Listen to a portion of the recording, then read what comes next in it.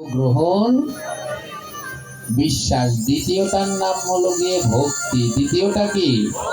গোবিন্দকে পেতে যে তিনটা জিনিস লাগে, তার দ্বিতীয়টা হলো ওই ঠাকুরের কাছে দেওয়ার সময় আপনার অন্তরে যেন ভক্তি থাকে। আর 3 নাম্বার যে জিনিসটা দরকার তার নাম হলো ধৈর্য। 3 নাম্বারটার নাম কি?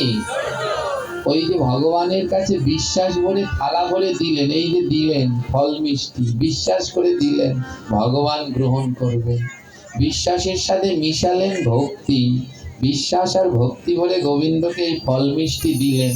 এবার আপনাকে বসে ধৈর্য ধরতে হবে যে আমার ভগবান ঠিক এটা গ্রহণ করবে। এই 3টা জিনিসের মধ্যে সব থেকে কম কোনটা? এই 3টার মধ্যে আমাদের সব থেকে কম কোনটা? এখনো কি প্রমাণ পেলেন না? এই যে যারা কমিটির বাবারা আয়োজন করেছেন, এনারা কি কোনোদিন চায় যে এনাদের অনুষ্ঠান খারাপ হোক? বলুন, চায় কি? কেউ কোনোদিন চায় বদনাম নিতে মাথায়? চায়?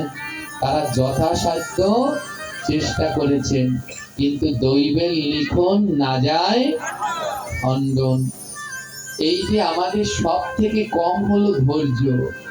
একটু অপেক্ষা করতে হবে যে কারেন্ট গেছে, জেনারেটরের কি যেন একটা নষ্ট হয়ে গেছে, একটু ধৈর্য ধরি, ঠিক আসবে।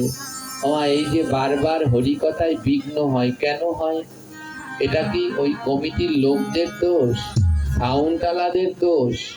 আমাদের দাদু গুরুদেব তার একটা বাণীতে বলেছে, অন্যের দোষ দেখা তোমার সব থেকে বড় দোষ। কারো দোষ দেখা যাবে, অন্যের দোষ দেখাই বড় দোষ। তাই অন্যের দোষ দেখতে পারবো না। এই যে অনেকে বলা বলি করছেন, এক কমিটির লোকেরা কি সাউন্ড আনছে, কি জেনারেটর আনছে, এগুলো বলবেন না। অন্যের দোষ দেখা যাবে না, দোষটা দেখতে হবে কার? আমার। কেন? আমার নিশ্চয়ই পূর্বজন্মের পাপ ছিল, তাই এই 10 মিনিট আমি সাধু সঙ্গ থেকে বঞ্চিত হলাম।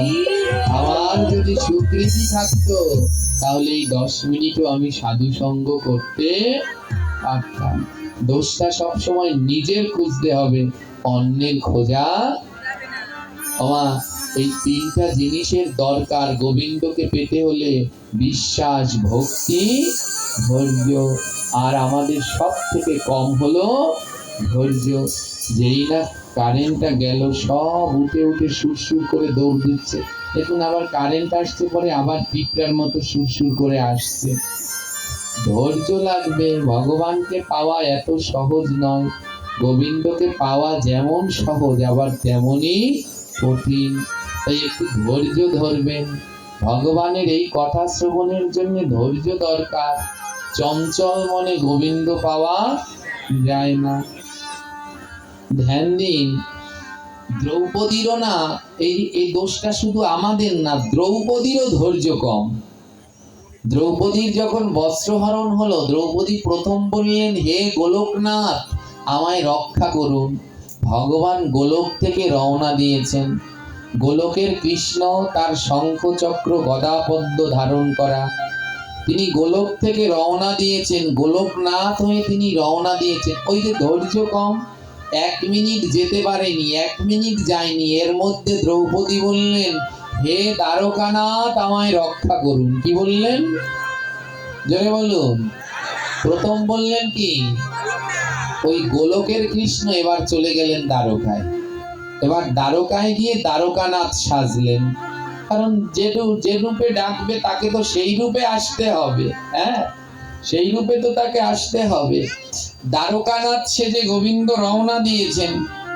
যেই না দ্বারকানাথ সেজে রওনা দিয়েছেন, গোবিন্দ কিছুটা দূর এসেছে, কিন্তু ওই যে ধৈর্য নেই, ডাক পাল্টে ফেলেছে, হে গোকুলনাথ, আমায় রক্ষা করুন।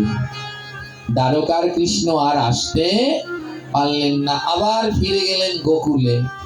সেই দ্বারকার কৃষ্ণ আবার গোকুলের কৃষ্ণ সাজলেন, সেজে আবার রওনা দিলেন। যেই না রওনা দিলেন, ধৈর্য এত কম, আবার ডাক ফেললেন, হে বৈকুণ্ঠনাথ, আমায় রক্ষা করুন।